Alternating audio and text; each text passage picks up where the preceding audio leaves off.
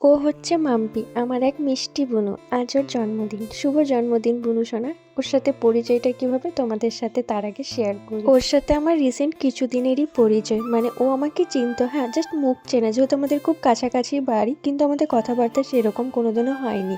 আর ও আমার ভিডিও দেখতেও আমায় বলেছিল।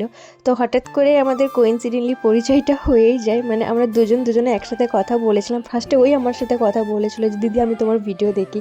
ওদের ওইখানে কালী পুজো হয়, তো ওইখানে আমরা দেখতে গিয়েছিলাম। তো প্রসাদ খাওয়ার দিন ছিল, খিচুড়ি। তো খিচুড়ি একসাথে আমরা পাশাপাশি বসেছিলাম খেতে। দেন তখন থেকেই আমাদের গল্প, নাম্বার নেওয়ার পরিচয়। আজ ওর জন্মদিন। হ্যাপি বার্থডে বুনুসোনা, খুব খুব ভালো থাকো, তুমি সুস্থ থাকো।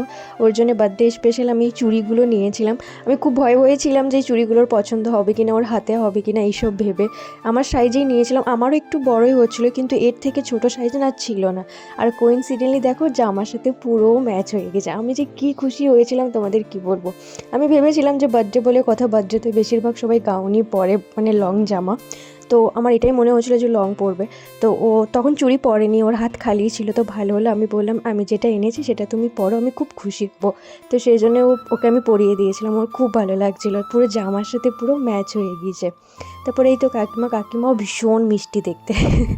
তো আশীর্বাদ করলো বাবা মা ভাই, ওর মামা মামি যতজন সব ছিল, সবাই এক এক করে আশীর্বাদ করলো। বার্থডেতে তো আশীর্বাদ পর্বটা খুব মেন। এটা ও 20 বছর বয়স হলো ওর।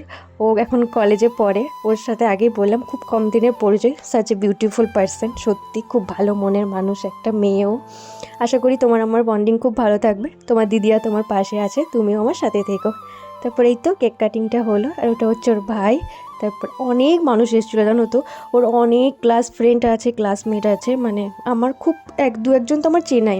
এ তো আমার খুব চেনা একজন মানুষ, এই হচ্ছে একটা কিউটি, ওর নাম প্রীতি। তো অনেকজন চেনা ছিল, ওর অনেক স্টুডেন্ট ছিল, ও যাদেরকে পড়ায় সেসব বাচ্চা ছিল অনেক অনেক, পুরো এই রুমটা পুরো ভর্তি হয়ে গিয়েছিল। মাঝে মধ্যে আমার সত্যিই না একবার করে নিজেকে খুব লাকি মনে হয় জানো তো, যে মানে আমার লাইফে হেটার সংখ্যা তো আমি জানি না আর আছে কি না, কিন্তু আমার লাভ পিপল সত্যিই অনেক আছে। মানে যাদের সাথে আমার কিছুই না, অথচ কিছু কিছু মানুষ আমাকে বড্ড ভালোবাসা দেয়, বিশেষ করে ফিমেল। তো সত্যিই খুব ভালো লাগে, জাস্ট বিকজ এটাই যে তারা বলে আমি নাকি ভালো, সেই জন্যই। যাই হোক, দেখা হচ্ছে একটা প্লাগে।